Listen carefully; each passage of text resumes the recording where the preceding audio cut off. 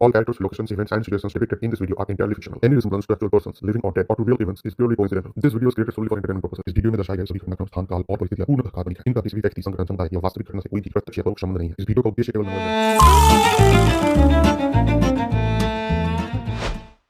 यह कहानी का दूसरा अध्याय है। अगर आपने पहला अध्याय नहीं देखा तो नीचे डिस्क्रिप्शन में दिए गए लिंक पर क्लिक कीजिए।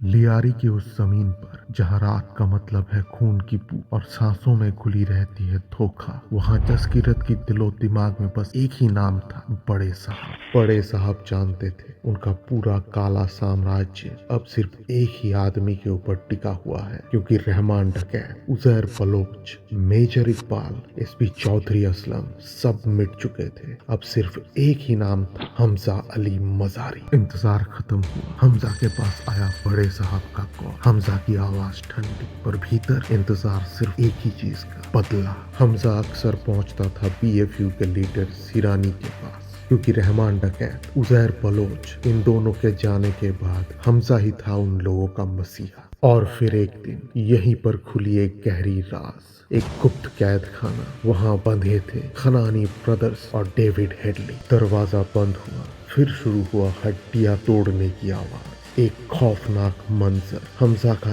एक ही सवाल, बड़े साहब कहाँ हैं? पर उन लोगों के पास बड़े साहब का पता सच्चाई में ही नहीं था। एक फ्लैशबैक, जब हमजा की सच्चाई मेजर इकबाल को पता चला था तो उसके साथ साथ खनानी ब्रदर्स और डेविड हेडली को भी पता चल चुका था। इसलिए जब एक तरफ हमजा ने खत्म किया मेजर इकबाल को, तब दूसरी तरफ हमजा की कहने पर शरानी और उसकी आर्मी ने कैद किया खनानी ब्रदर्स और डेविड हेडली को।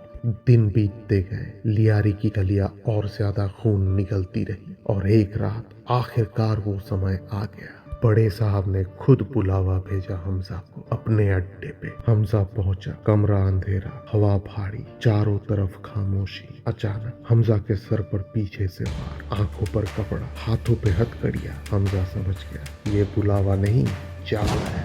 सामने आए बड़े साहब, चेहरे पर बर्फ जैसी मुस्कान। वेलकम जसकीरत सिंह रांगी। तुम्हें लगा मेजर इकबाल मरते ही सब कुछ खत्म हो जाएगा, तुम सेफ हो जाओगे? नहीं Jaskirat, dead man triggers the dead fault. Iqbal मिट गया, लेकिन अपना काम करके गया।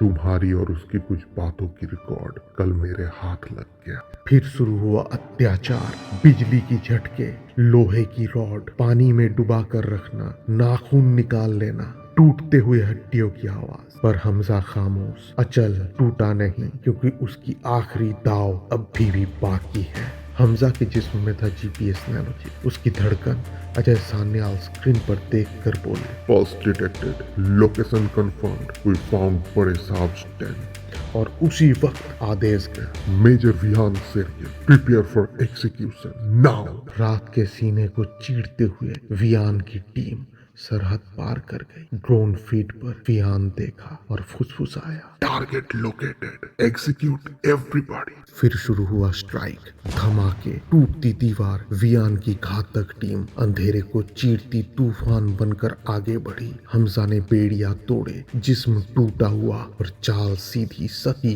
जानलेवा, मौत बनकर बरसा। दोनों ओर से विहान और हमजा, एक ही लक्ष्य, बड़े साहब। आखिर में बड़े साहब सामने आया। हमजा ठंडी आवाज में बोला, ये मेरा बदला नहीं, ये भारत का न्याय है। विहान ने ट्रिगर दबाया, मिशन अकम्प्लिश्ड, और बड़े साहब की काली साम्राज्य राख में बदल गया। मलबे के ऊपर खड़े हमजा और विहान। हमजा बोलता है, जंग खत्म हुई, पर परछाइयां कभी नहीं मरती। विहान दूर देखता है और कहता है, तो हम उन्हें ढूंढेंगे, एक एक कर मिटा देंगे। इधर भारत में अजय सान्याल बोलता है, ये नया भारत है, ये घर में घुसेगा भी और मारेगा भी।